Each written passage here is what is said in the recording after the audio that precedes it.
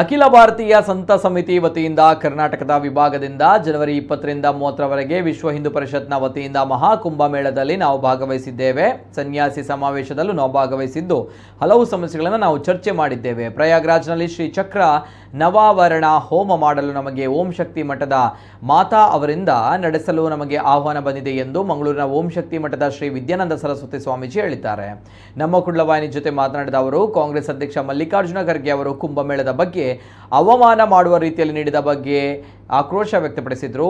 ನಮ್ಮದು ಹಿಂದೂ ಸನಾತನ ಧರ್ಮವನ್ನು ರಕ್ಷಣೆ ಮಾಡುವ ಸರ್ಕಾರವಿದೆ, ಆದರೆ ವಿಪಕ್ಷದವರು ಪಕ್ಷ ಬೇರೆಯಾದರೂ ಅವರು ನಮ್ಮ ಭಾರತೀಯ ಸಂಸ್ಕೃತಿಯನ್ನು ಒಪ್ಪಿಕೊಳ್ಳಬೇಕು ಎಂದರು. ಎಲ್ಲರಿಗೆ ಹೋಗುವವರಿಗೆಲ್ಲ 24 ಗಂಟೆ ಸೌಜನ್ಯವಾಗಿ ಉಚಿತವಾಗಿ ಇದು ಪ್ರಸಾದ ವ್ಯವಸ್ಥೆ, ಭೋಜನ ಆಗಲಿ ಲಘು ಉಪಹಾರಗಳಾಗಲಿ ಎಲ್ಲದಕ್ಕೆ ಬೇಕಾದ ವ್ಯವಸ್ಥೆ 24 ಗಂಟೆ ಎಲ್ಲ ಅಗಾಢಗಳಿಂದ ಇರ್ತಿದೆ. ಅದೇ ರೀತಿಯಲ್ಲಿ ತುಂಬ ಶ್ರೇಷ್ಠವಾದ ರೀತಿಯಲ್ಲಿ ಎಲ್ಲ ಯತಿಶ್ರೇಷ್ಠರು ಒಟ್ಟಿಗೆ ಸೇರಿಕೊಂಡು ಅವರೆಲ್ಲ ಸಾನ್ನಿಧ್ಯ ಚೈತನ್ಯಗಳು ಸೇರಿಸಿಕೊಂಡು ಇಡೀ ನಮ್ಮ ಸನಾತನ ಧರ್ಮ ಸಂರಕ್ಷಣೆ ಮಾಡಲಿಕ್ಕೆ ಮಾಡಿದ ಈ ಮಹಾಕುಂಭ ಅಂದರೆ ಇದು ನಮ್ಮ ವಿಶ್ವ ಚರಿತ್ರದಲ್ಲಿ ಒಂದು ಸುವರ್ಣ ರೂಪದಲ್ಲಿ ಒಂದು ಒಳ್ಳೆಯ ಹೆಸರು ಬರಬೇಕಾದ ಒಂದು ಅವಕಾಶ.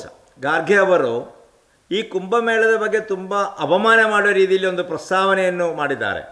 ಅದು ಇಡೀ ನಮ್ಮ ಭಾರತಕ್ಕೆ, ಭಾರತ ಸಂಸ್ಕೃತಿಯನ್ನು ಅಪಮಾನ ಮಾಡಿದ ರೀತಿಯಲ್ಲಿ ಆಗಿದೆ. ಅದೇ ರೀತಿಯಲ್ಲಿ ನಮ್ಮ ಒಬ್ಬರು ಯಾವಳು 24 ಗಂಟೆಯನ್ನು ಹಿಂದೂ ಸಮಾಜವನ್ನು ಬೈದುಕೊಂಡು ಹಿಂದೂಗಳೊಟ್ಟಿಗೆ ಹಿಂದೂ ರಾಷ್ಟ್ರದಲ್ಲಿ ಉಳ್ಕೊಳ್ಳೋ ಒಬ್ಬರಿದ್ದಾರೆ, ಪ್ರಕಾಶ್ ರಾಜ್. ಅವರು ಸಹ ಈ ಕುಂಭಮೇಳೆಯನ್ನು ಸಣ್ಣ ರೀತಿಯಲ್ಲಿ ಹೇಳ್ತಾ ಇದೆ.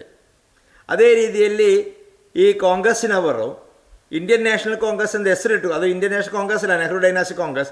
ಅವರು ಈಗ ಭಾರತಕ್ಕೆ ವಿಪಕ್ಷ ನಾಯಕರಾದರೆ ನಮ್ಮ ಭಾರತ ಸಂಸ್ಕೃತಿಯ ಒಳಗೆ ಇದ್ದುಕೊಂಡು ಪ್ರಧಾನಿಗಳಾಗಲಿ ನಮ್ಮ ಗವರ್ನಿಂಗ್ ಪಕ್ಷದವರನ್ನು ಏನಾದರೂ ವಿಷಯಗಳಲ್ಲಿ ಅಭಿಪ್ರಾಯ ಹೇಳಬೇಕು ಬಿಟ್ಟು ನಮ್ಮ ರಾಷ್ಟ್ರವನ್ನು, ನಮ್ಮ ರಾಜ್ಯವನ್ನು, ಸಂಸ್ಕೃತಿಯನ್ನು ಹಾಳು ಮಾಡೋ ರೀತಿಯಲ್ಲಿ ಪ್ರಸ್ತಾವನೆಗಳು ದೊಡ್ಡ ತಪ್ಪು.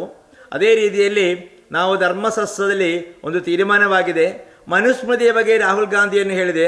ಆ ರಾಹುಲ್ ಗಾಂಧಿಯಂದು ಇಷ್ಟು ದಿನದೊಳಗೆ ಅಪಾಲಗೈಸ್ ಮಾಡಬೇಕು, ಇಲ್ಲಾದರೆ ಅವರು ಹಿಂದೂ ಧರ್ಮದಲ್ಲಿ ಯಾವ ವಿಷಯ ಹೇಳಲಿಕ್ಕೆ, ಹಿಂದೂ ಧರ್ಮದಲ್ಲಿ ಇಳ್ಕೊಳ್ಳಿಕ್ಕೆ ಅವರಿಗೆ ಅವಕಾಶ ಇಲ್ಲ ಅಂತ ನಾವು ಎಲ್ಲ ಸನ್ಯಾಸ ಶ್ರೇಷ್ಠರು ಸೇರಿಕೊಂಡು ಅಲ್ಲೊಂದು ತೀರ್ಮಾನ ತಗೊಂಡಿದೆ.